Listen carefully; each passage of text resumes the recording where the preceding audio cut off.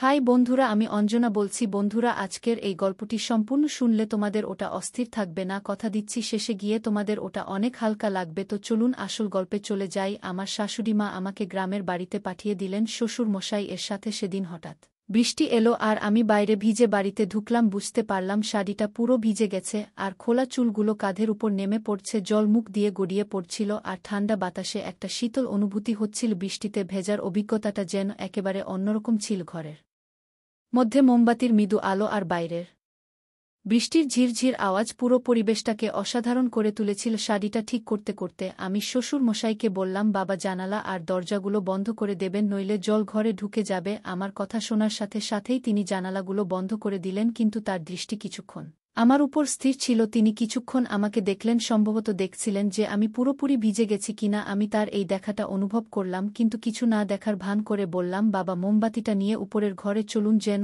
আমি কাপড় বদলাতে পারি আর একটু আরামে বসতে পারি। শ্বশুর মশাই কিছুক্ষণ পরে তার দৃষ্টি সরিয়ে নিয়ে বললেন, ঠিক আছে বৌমা, চলো উপরে ঘরে যাই। আমরা দুজন উপরের ঘরে গেলাম। তারপর আমি বাথরুমে গিয়ে বাবাকে ডেকে বললাম, বাবা, এখানে এতগুলো কল কেন খোলা রাখছে? আপনি এখানে দেখুন এবং জল বন্ধ করুন। বাবুজি বাথরুমে এসে নলগুলো বন্ধ করতে লাগলেন। ঠিক তখনই আমার পা হঠাৎ ফসকে গেল আর বাবুজি আমাকে তৎক্ষণাৎ ধরে ফেললেন। আমার মনে তখন বেশ অস্বস্তি হচ্ছিল, কিন্তু আমরা দ্রুত পরিস্থিতি সামলে নিলাম। কিন্তু শ্বশুর মশাই আমাকে বাথরুমে। বন্ধুরা, আজকের গল্পটি আরও স্পেশাল, কেউ মিস করো না আর দয়া করে গল্পগুলো ভালো লাগলে ভিডিওটি লাইক, শেয়ার এবং চ্যানেলটি সাবস্ক্রাইব করো প্লিজ। এমন সময় আমার শাশুড়ি মার ফোন এলো। আমি আগে থেকেই বুঝতে পারছিলাম যে কিছু একটা গুরুত্বপূর্ণ কথা হবে, কারণ তিনি সাধারণত তেমন কোনো কারণ ছাড়া এত তাড়াতাড়ি আমাকে ফোন করেন না। আমি তখন অফিসে ছিলাম। আমি ফোনটা তুলে নিলাম এবং তার কণ্ঠে হালকা উত্তেজনা লক্ষ্য করলাম। তিনি সরাসরি বললেন, বৌমা, তোমাকে তোমার বাবুজির সাথে গ্রামে যেতে হবে,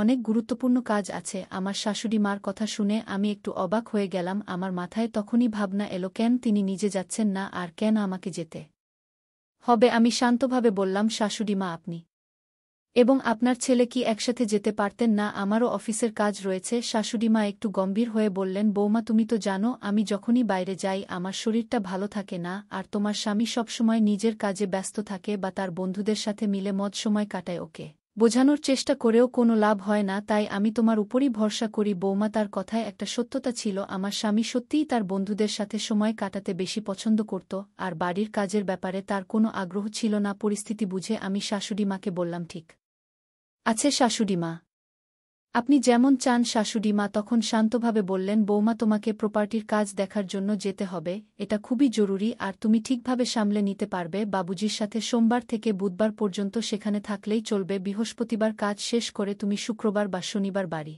ফিরে আসতে পারবে। আমি তাকে আশ্বস্ত করে বললাম, ঠিক আছে শাশুড়িমা, আপনি চিন্তা করবেন না, আমি বাবুজির সাথে চলে যাব। আমি দ্রুত সিদ্ধান্ত নিলাম এবং ভাবতে লাগলাম যে গ্রামের বাড়িতে যাওয়া আমার জন্য একটি নতুন অভিজ্ঞতা হতে পারে। আসলে অনেক দিন ধরেই আমি বাড়ি আর অফিসের কাজের মধ্যে আটকে ছিলাম।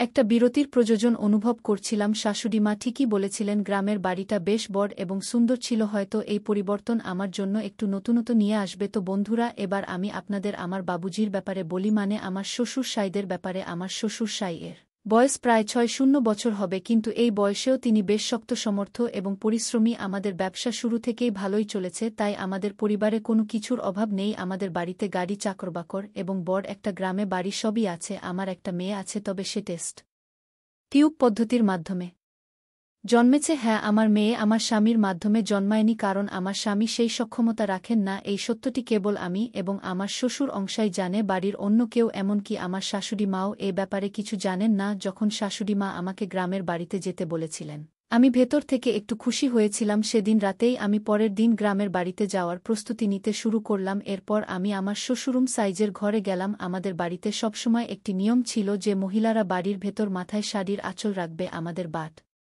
এর নিয়ম ছিল যে কোনো পুরুষের সামনে মাথার আঁচল ছাড়া থাকা ঠিক নয়। হ্যাঁ, আমি নিজেকে এক সংস্কারী বৌমা হিসেবে গর্ব করি। আমি তখন আমার শ্বশুর মশাই এর ঘরে প্রবেশ করলাম, কিন্তু দেখলাম তিনি তখন বই পড়ছেন। আমি বললাম, বাবুজি, বইটা বেশিক্ষণ পড়বেন না, কাল আমাদের খুব সকালে গ্রামের বাড়ি রওনা দিতে হবে। আপনি তো নিজেই আমাকে এটা বলেছিলেন। আমি শ্বশুরুম সাই এর ব্যাগেও কিছু প্রয়োজনীয় জিনিস রেখেছিলাম, তবে তখন লক্ষ্য করলাম তার মনোযোগ অন্য কোথাও ছিল। তিনি বইয়ের দিকে না তাকিয়ে অন্যদিকে দেখছিলেন। একটা বিষয় বলা হয়নি, আমার নাম প্রিয়া।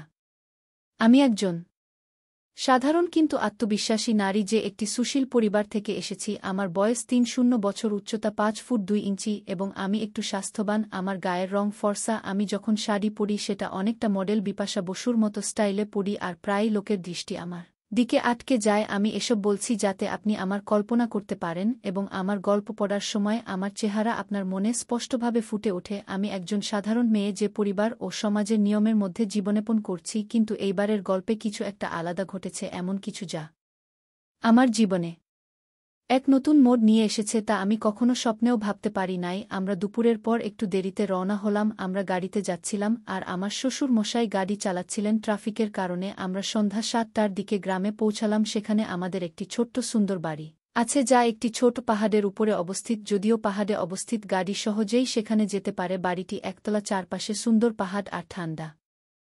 যাচ্ছিলাম, ঘরে বিদ্যুৎ ছিল না, তাই আমি একটা মোমবাতি জ্বালিয়েছিলাম যার আলো বাবুজির মুখটা ঠিকভাবে দেখা যাচ্ছিল না। আমি বাবুজিকে বললাম, বাবুজি, মা আর কাকাকে নিয়ে খুব চিন্তায় আছি। বাবুজি বললেন, বৌমা, তোমার চিন্তা করার কিছু নেই। আমি বললাম, বাবুজি, গত রাতের মতো আজও বারান্দায় শুইতে যাবেন না? বাইরে আজ অনেক বাতাস আর ঠান্ডা। আমাদের বিছানাটা বড়, আমার সঙ্গে বিছানাতেই শুয়ে পড়বেন। আমার কথা শুনে তিনি চুপ থাকলেন, কিছু বললেন না। আমি আবার শাড়ি পরতে শুরু করলাম। মনোযোগ দিয়ে শাড়ির শেষ অংশটা ঠিক করে নিলাম। ঘুরে দাঁড়িয়ে নিজেকে সামলে নিলাম। তারপর হালকা হাসি দিয়ে বাবুজিকে জিজ্ঞেস করলাম, বাবুজি, আমার শাড়ি কেমন লাগছে? বাবুজি একটু অবাক হয়ে তাকালেন। আমি আবার বললাম, বাবুজি, নতুন শাড়িতে কেমন লাগছে? এরপর আমি বারান্দার দিকে হাঁটতে শুরু করলাম। বাবুজি তখনও সোফায় বসেছিলেন। আমার দিকে তাকিয়ে আমি বললাম, বাবুজি, আপনি বারান্দায় আসুন, একটু গ্রামের বাতাস খেতে ভালো লাগবে। বাবুজি কিছুক্ষণ পর দায় এলেন। আমি তাকে আবার জিজ্ঞেস করলাম, বাবুজি, বলুন তো আমাকে এই শাড়িতে কেমন লাগছে? আমি তখন মাথায় পল্লু দিয়ে দাঁড়িয়েছিলাম। বাবুজি বললেন, হ্যাঁ বুমা, তোমাকে অনেক সুন্দর লাগছে শাড়িতে। এরপর বললাম, বাবুজি, আপনার সঙ্গে একটা কথা বলার আছে। বাবুজি বললেন, হ্যাঁ বুমা, কি কথা? আমি বললাম, বাবুজি, আপনার মনে আছে যখন আপনার বন্ধু বা আমার স্বামীর বন্ধুরা আসে, আমি আপনাকে বলি তাদের জন্য চা নিয়ে যান? বাবুজি বললেন, হ্যাঁ বৌমা, মনে আছে। আমি বললাম, তারা আমায় এক বিশেষ দৃষ্টিতে দেখে, কিন্তু এতে আমার অনেক অস্বস্তি লাগত। বাবুজি একটু চিন্তিত হয়ে বললেন, বুমা, এভাবে ভাবার কোনো দরকার নেই। আমি হালকা হেসে বললাম, বাবুজি, এই বিশ্বাসটা আমাদের মধ্যে থাকুক। আমি জানি আপনি আমাকে কেমন ভাবে দেখেন, কিন্তু এতে আমার কোনো আপত্তি নেই। আপনার দৃষ্টিভঙ্গি আমার ভালো লাগে। আপনি অনেক ভালো মনের মানুষ। কিছুক্ষণ চুপ থেকে বাবুজি বললেন, বুমা, তুমি কি খুশি? আমি হেসে বললাম, বাবুজি, এবার আসল কথা। বাবুজি বললেন, হ্যাঁ বুমা, কি কথা? সংকোচ করো না, বলো। আমি বললাম, বাবুজি, আপনি কি মনে করেন আমি সত্যিই খুশি? হ্যাঁ, আমরা ধনী, আমাদের সব কিছু আছে, গাড়ি, বাড়ি, টাকা, কিন্তু এরপরেও কি আমি খুশি? বাবুজি বললেন, বুমা, তোমাকে খুশি দেখতেই আমার ভালো লাগে, কিন্তু তুমি খুশি নও কেন বলো? আমি একটু চুপ থেকে বললাম, বাবুজি, আপনার ছেলে। বাবুজি প্রশ্ন করলেন, আমার ছেলের কি সমস্যা আছে বলো? আমি গভীর শ্বাস নিয়ে বললাম, বাবুজি, আপনি কি মনে করেন শুধু অর্থ আর সম্পত্তি থাকলেই সুখ পাওয়া যায়? আসল সুখ তো দাম্পত্য জীবনের। বাবুজি কিছুক্ষণ চুপ করে থেকে বললেন, বুমা, তোমার যা বলার আছে খোলাখুলি বলো, সংকোচ করো না। আমি একটু দ্বিধা করে বললাম, আপনার ছেলে এখন আর আগের মতো আমার সাথে সম্পর্ক রাখছে না। আমাদের মধ্যে যে যোগাযোগ ছিল সেটা আর নেই। বাবুজি ধীরস্থিরভাবে শুনলেন। আমি বললাম, আমি জানি বাবুজি, আপনার জীবনে হয়তো অনেক চাপ আছে। আপনার নিজের জীবনের দায়িত্বগুলো কম নয়। বাবুজি তখনও শান্তভাবে শুনছিলেন। আমি বললাম, আপনাকে সবসময় খুব শান্ত দেখি, কিন্তু আমি বুঝতে পারি আপনারও হয়তো কিছু অনুভূতি আছে যা আপনি প্রকাশ করেন না। বাবুজি আমাকে দেখে একটু নার্ভাস হয়ে পড়লেন। তারপর হঠাৎই গম্ভীর হয়ে বললেন, বুমা, তুমি কেমন কথা বলছো? আমি কখনো এমন কিছু ভাবিনি, আর না তোমাকে সেই চোখে দেখেছি। তুমি তো আমাদের পরিবারের মানসম্মান, আর আমি সবসময় তোমার প্রতি সম্মান এবং শ্রদ্ধার দৃষ্টিতেই তাকিয়েছি। আমি একটু ঘাবড়ে গেলাম, কিন্তু আমার কথা চালিয়ে গেলাম, বাবুজি, আমি এসব কথা বলছি কারণ মাঝে মাঝে মনে হয় আমরা আমাদের সম্পর্কগুলো নিয়ে খোলাখুলি কথা বলতে পারি না। আপনি আমাকে খুব সম্মান করেন, কিন্তু আমি কয়েকবার আপনার চোখে কিছু আলাদা দেখেছি। বাবুজি কিছুটা অস্বস্তিতে পড়ে গেলেন, কিন্তু আবারও গম্ভীরভাবে উত্তর দিলেন, তোমার ধারণা ভুল বোমা। পরিবারের সম্পর্কগুলো খুব পবিত্র এবং আমাদের সবসময় সেগুলোর সম্মান করা উচিত। তোমার এমন কিছু ভাবার প্রয়োজন নেই। যদি তোমার কখনো এমন অনুভূতি হয়ে থাকে, আমি তার জন্য ক্ষমা চাই, কিন্তু আমার উদ্দেশ্য কখনোই এমন ছিল না। আমি বাবুজির কথায় সত্যতার ছোঁয়া পেলাম।